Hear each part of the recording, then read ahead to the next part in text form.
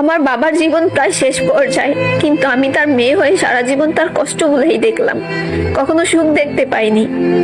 বাবাকে আমরা মেয়েরা কখনো ভালো রাখতে পারিনি, হয়তো ভালো রাখার চেষ্টাও করিনি। যেই বাবার বড় ছেলে নেই, সেই বাবা জানে পৃথিবীতে বেঁচে থাকা কতটা কঠিন।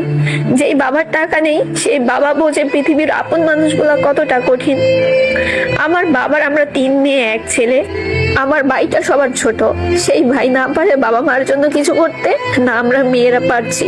মেয়েরা তো বিয়ের পর স্বামীর সংসার গোছাতেই ব্যস্ত, বাবাকে দেখার সুযোগ কি তাদের আছে? আমার বাবা আজ বৃদ্ধ বয়সেও আমাদেরকে কাজ করে খাওয়ায়, কিন্তু আজ তার একটা বড় ছেলে থাকলে সে অন্য বাবাদের মতো ঘরে বসে ছেলের ইনকামে চলতে পারত। যাক, আলহামদুলিল্লাহ, বাবা এই বয়সেও ইনকাম করে আমাদের খুব ভালো রেখেছেন। বাট বাবার একটাই চিন্তা, আমি যদি না থাকি, আমার এই যে ছোট্ট একটা ছেলে, তাকে মানুষের মতো মানুষ করবে কে?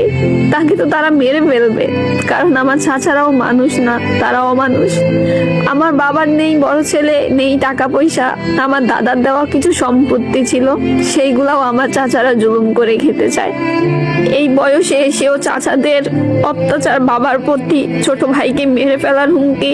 আমার একটাই কষ্ট, আমার বাবা শেষ বয়সে এসেও একটু সুখ পাইলো না। সুখ কি জিনিস আমার বাবা বুঝতেই পারেনি। আমার বাবা সুখ কখনো দেখেনি। নিজের আপন ছোট ভাইদের এমন অত্যাচার আমার বাবা কখনো মেনে নিতে পারেনি। আমার বাবা সব সময় কান্না করতো আর বলতো, আমি চলে গেলে আমার ছেলেকে তারা বাঁচতে দিবে না রে মা।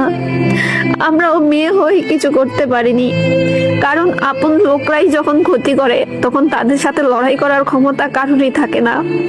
আর যে বাবার বড় ছেলে থাকে না, টাকা থাকে না, তাদের প্রতি সকল মানুষেরই জুলুম বেড়ে যায়।